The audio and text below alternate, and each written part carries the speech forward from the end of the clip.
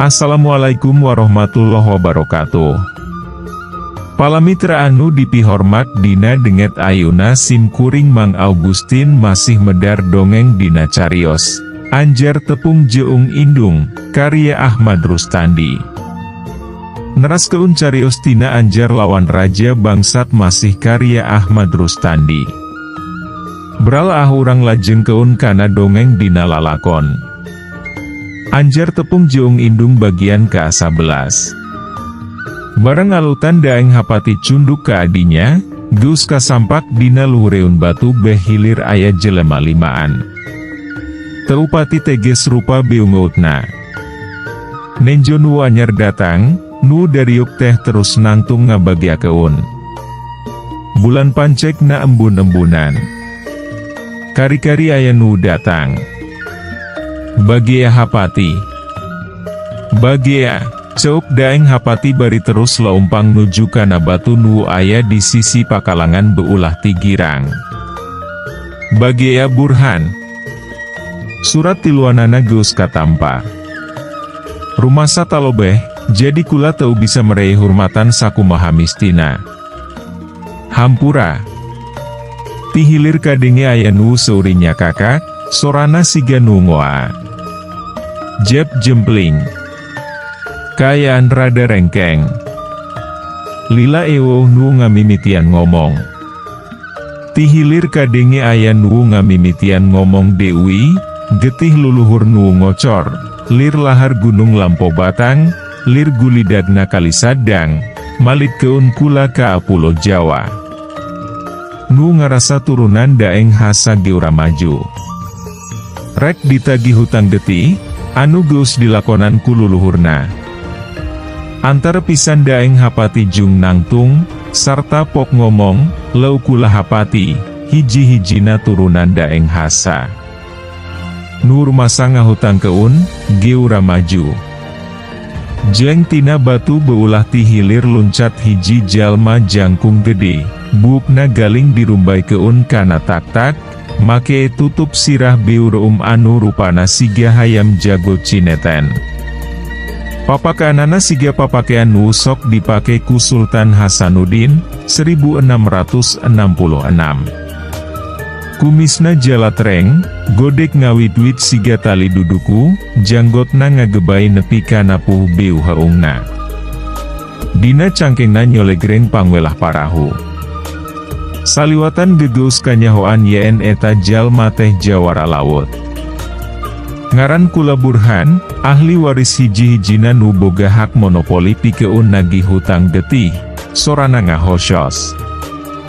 Daeng hapati teu luncat, tapi leumpang maju ke tengah pakalangan. Tidituna maah ngarumasakeun maneh, pedah pangartina geus ngarasa katitih ku musuhna.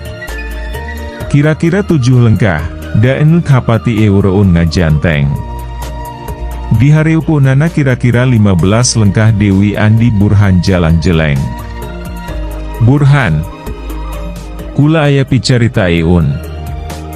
Geurapek, bisi kaburu kabawa ke akhirat, ceuk Andi Burhan sugal.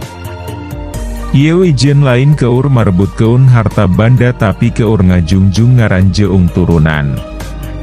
Ku kituna nu aya patalina dina ieu tarungan urang duaan, nu sejen ewo hak mantuan atawa pipilueun, ceuk daeng hapati. Andi Burhan nya kakak. Hahaha, hapati. Ulah borangan teuing.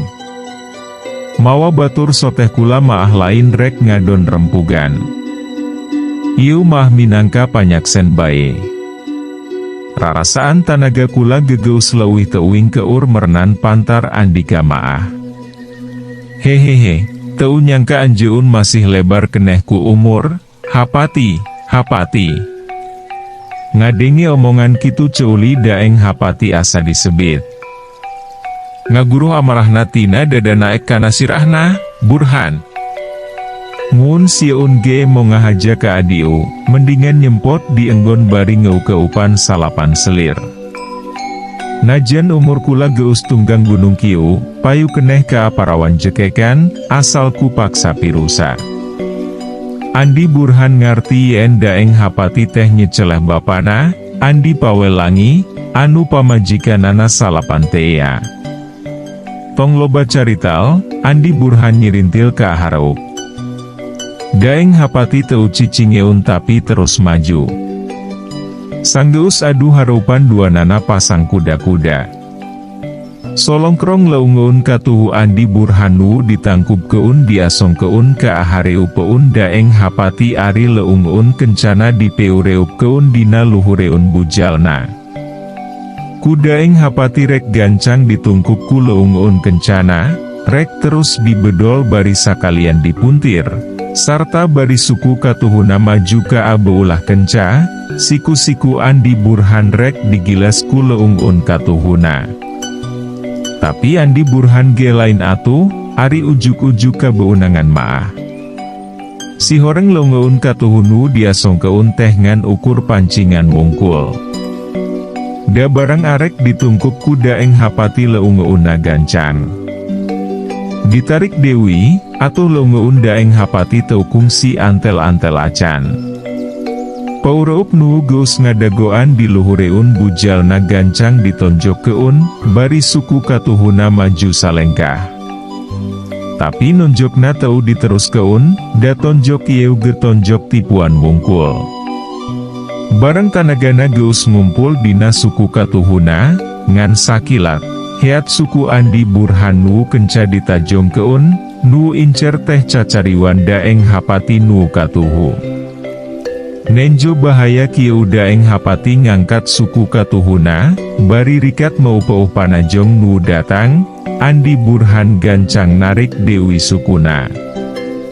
Boh panarajang, boh panakis dipetakeun kalawan gancang pisan. Keur nu teu ahli maah, teu nyahoeun yen dina sakiceup geus dilakukeun 4 atawa 5 gerakan. Silih tarajang jeung silih takis beuki lila beuki rikat jeung beuki rame. Nu nyaksian boh ti hilir boh ti girang, bari hateena dugdek tutunggulan, kabehanana gepogot nenjo nu keur tarung pada manggih layan nu satanding. Kitu Dewi Anjar. Ngan aya hiji hal nu matak jadi pikiran keur manehna. Naha bet beda tina panyangka. Nurut keun sangkaanana Andi Burhan teh tangtu pangabisana ka cidapun julna, tapi ari ditengetan tina gerakanana, teu pati sabaraha, pendekna maah teu jauh tidak eng hapati. Nah acan dikaluarkeun bae ilmu simpenanana kitu? Atawa bisa jadi nu keur tarung ayeuna lain Andi Burhan sabenerna maah. Boa-boa Andi Burhan nu sanyana mah can kaluar. Saha nu nyaho apan ti pihak daeng hapati mah caan aya nu kungsi panggih-panggih acaan, boro ampar kana apal kana rupa Andi Burhan teh. Sanggeus pakupis daeng hapati jeleng mundur luncat ka tukang, Andi Burhan muru. Si horeng ngajeleng ka tukang soteh rek ngawahan, da sanggeus kitu kalawan gerakan nu rikat pisan, sarta teu meree kasempetan satik utik acaan, daeng hapati nyebrut nguak ngawik nonjok teu eureun. Gerakanana teu beda tinu keur boksen. Anjar nu keur nyaksian sakedet gegeus ngarti yen kakuatan daeng hapati ayeuna ngan dipuseur keun dina tonjokanana, sedeng keun tanaga dina kuda-kudana teu dipalire. Keur nu teu nyaho tangtu bakal ditakis ku leungeun dewi. Mun make jalan sarupa kitu, tangtu bakal kawalahan, lantaran teu meunang henteu kapaksa kudu undur-unduran ka tukang, nyingkiran tonjokan anu nepi ka ngaguruh siga nyiruan pindah, bakatingku tarik jeung cepet-cepetna. Tapi Andi Burhan siga nu geus nyaho antina, manehna ngalelep keun awakna, kuda-kudana handap pisan nepi ka asiga cingogo. Daeng hapati terus nonjok, Andi Burhan geus sadia rek ngarampit sukuna. Nenjo galagat teu hadee gagancangan daeng hapati ngeureun keun tonjokanana, gancang ngaluncatan awak Andi Burhan anu geus mee hasil ngarampit sukuna. Andi Burhan gancang malik, bari seuring ngahina pok ngomong, ngan sakitu geuning buktina, ombak gumulung, anu digede-gede keun teh. Daeng hapati ngagebek, lantaran jurus anu diandel keun teh, lain bae teu hasil ngarubuh keun musuh, tapi oge ujuk-ujuk kapanggih ngaranna. Eta jurus saperti jurus sagara ombak-ombakan jeung jurus topan nebak layar turun, mangrupa ciptaan Daeng hasa keur jumenengna. Eta jurus caan kungsi diturun keun ka anu sejen, malahan caan kungsi diembar keun ngaranna. Tapi Andi Burhan geus nyahoeun ngaranna. Ti mana? Di ngaranan ombak gumulung, lantaran teu beda ti ombak anu ngagulung, rongkah narajang ka basisir, ngabaut sagala nu kaliwatan. Demi cara ngalawananana, teu beda saperti lamun urang diudag ku ombak nu rongkah. Ulah ngejat atawa mundur lantaran muun mundur tangtu bakal kapangpengken ka basisir, tapi oge ulah disangareupan. Jalan nu pangalusna nyaeta nu ngojay teh kudu ngalelet teu leum ka jero cai, lantaran eta ombak ngan rongkah di luhur wungkul, ari dihandap maah eueuh kakuatan nanaon. Tah siga kitu, cara Andi Burhan tadi ngayonan panarajang Daeng hapati anu ngagunakeun jurus ombak gumulung. Lila pisan dua nana ngadu karikatan. Caan waka ngadu tanaga atawa pakarang. Saanyana Daeng hapati tadi ngagunakeun jurus ombak gumulung teh ngan ukur nguji nepi ka amana kajembaran pangaweruh Andi Burhan dina hal silat. Cok pikirna, upama kurang kaweruhna tangtu Andi Burhan bakal salah ngalawananana. Tapi Andi Burhan geus nembong keun pangartina, lain bae bisa nakis, tapi sakaligus geus nyahoeun nepi ka angarana. Waktosna seet. Caak hanca. Urang simpen di handeuleum sieum paragi nyokot ninggal keun, enjing urang sampeur dewi, hapunten palamitra kanggo nyumangetken sim kuring, Mang Augustin ngadongeng teh, nuhun keun di subscribe, di like sareng di share. Manawi masih aya keneh nu resepeun kana dongeng, supados teu kakantun carios salajeungna. Mangga permios.